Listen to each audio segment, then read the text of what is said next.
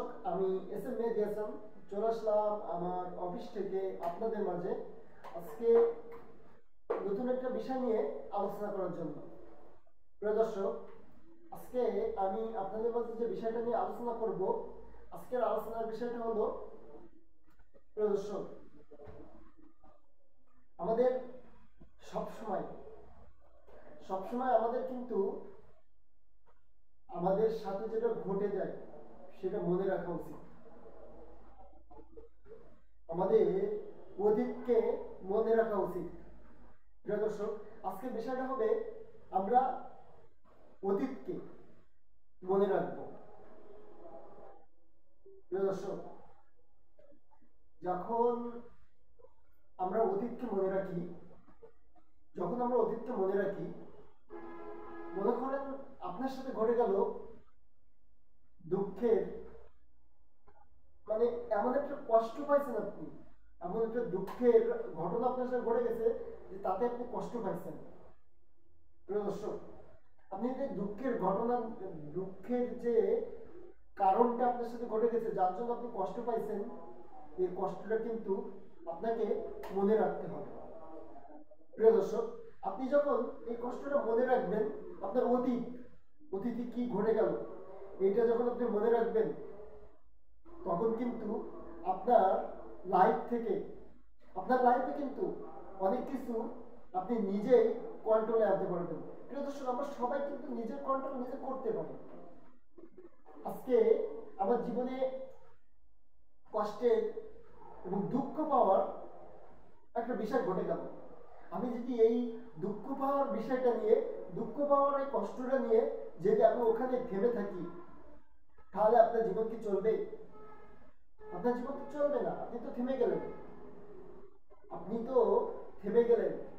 প্রিয় দর্শক, এর জন্য বললাম যে চলতে থামবেন না, কষ্ট পেয়ে থামবেন না। আজকে আপনি যে জায়গায় যে কারণে কষ্ট পাইছেন না, আপনি ওই কষ্টটা যদি নিজের ভিতরে, বুকের ভিতরে রেখে আপনি যদি আবার কাজ করতে পারেন, পারেন, আবার যে সামনের দিকে অগ্রসর হতে পারেন, এগিয়ে যেতে পারেন অতীতকে ভুলে তাহলে আপনি দেখবেন একদিন যে কারণে আপনি কষ্ট পেলেন বা যে কারণে আপনি কষ্ট পাইছেন, সেই কারণের জন্য তাকে আপনি বাহবা দিবেন যে আমি যদি ওই দিন কষ্টটা না পেতাম, তাহলে কিন্তু আজকের আমি যে জায়গায় আছি এই জায়গায় আসতে পারতাম না। প্রিয় দর্শক, এটা কিন্তু সত্য ঘটনা, এটা কিন্তু সত্য। আজকের ঘটনাটা আপনাদের সাথে যেটা শেয়ার করতেছি, এটা কিন্তু বাস্তব। আজকে আপনি একটু কষ্ট পালেন, বা একটু কি, আপনি বেশি কষ্ট পালেন, আপনি ধমকে গেলেন, আপনি থেমে গেলেন। আপনি যদি ধমকে যান, থেমে যান, ওই অতীতকে নিয়ে পড়ে থাকেন, ওই কষ্টকে নিয়ে পড়ে থাকেন, তাহলে তো আপনার জীবন থেমে যাবে। জীবনের সামনের দিকে অগ্রসর হতে পারবেন না। সামনের দিকে তো কিচ্ছুই নাই আপনার। প্রিয় দর্শক, এই জন্য থামা যাবে না। আজকে আপনি যে কারণে কষ্ট পাচ্ছেন, এই কারণের জন্য আপনার একদিন না একদিন ভালো পর্যায়ে উঠে যাবেন। আপনাকে সবাই আপনাকে মূল্য দিবে, আপনাকে গণ্য করবে, আপনি ভালো একটা পজিশন পাবেন। সবচেয়ে বড় কথা কি হয়? এই পজিশন। আজকে আপনি ভালো একটা পজিশনে থাকুন, দেখবেন আপনার কি দাম। আর আপনি আজকে একটা নর্মাল জায়গায় থাকুন, তাহলেও আপনি বুঝবেন সেখানেও আপনার কি দাম। আজকে আমি কষ্ট পাইছি এই জন্য যে আমার সামনের পজিশনের দিকে আমি এগোবো না, আমি ওই কষ্ট দিনে এখানে ধমকে যাব, এখানে থেমে যাব, এটা তো ঠিক না। এটা করার মধ্যে আপনি হেরে গেলেন। আপনি শুরুতেই যদি হেরে যান, প্রিয় দর্শক, আমাদের জীবনে হাজার হাজার কষ্ট আসবে। এই কষ্টের ভিতরে আমাদের ভালো কিছু খুঁজে নিতে হবে। প্রিয় দর্শক, আমরা কিন্তু কষ্ট পাই, কেউ না কেউ তো আরো বেশি কষ্ট পাই আমরা। আর আমাদের যে কষ্টগুলা যদি কাছের মানুষ দেয়, তাহলে কোনো কথাই নাই। যদি কোনো কাছের মানুষ কষ্ট দেয়, তাহলে তো একদম ভেঙে পড়ি আমরা, একদম ধমকে যাই আমরা।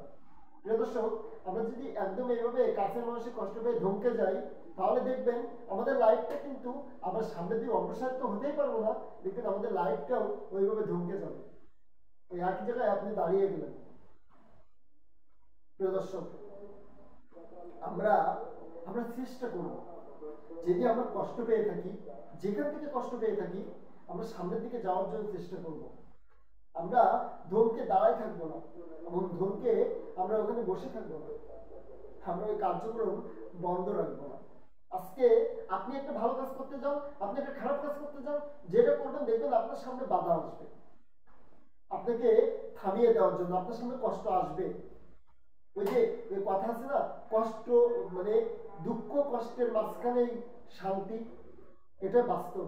দুঃখ আসবে, তারপরে আপনার অবশ্যই শান্তি, ভালো কিছু আপনার জীবনে আসবে। যদি আপনি দুঃখই না পান, তাহলে ভালো কিছু আপনার জীবনে আসবেই না।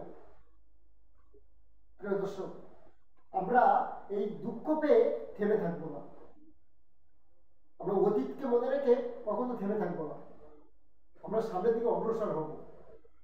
তাহলে দেখবেন আপনার জীবনের যে লক্ষ্য, সে লক্ষ্য থেকে ভালো কিছু আপনি পেয়ে গেলেন। প্রিয় দর্শক, আমরা থেমে থাকবো না, আমরা সামনের দিকে এগোতেই থাকবো। আমি এসএম মেহেদী হাসান আজকে বিদায় নিচ্ছি আমার অফিস থেকে। আপনারা ভালো থাকবেন, সুস্থ থাকবেন, আমার জন্য দোয়া করবেন, আমার চ্যানেলের জন্য দোয়া করবেন, আমার এই সুপার পাওয়ার টিভি ইউটিউব চ্যানেলটার জন্য আপনারা অবশ্যই দোয়া করবেন। আর বেশি বেশি করে লাইক, কমেন্ট, শেয়ার এবং সাবস্ক্রাইব করে আমার পাশে থাকবেন। ধন্যবাদ সবাইকে।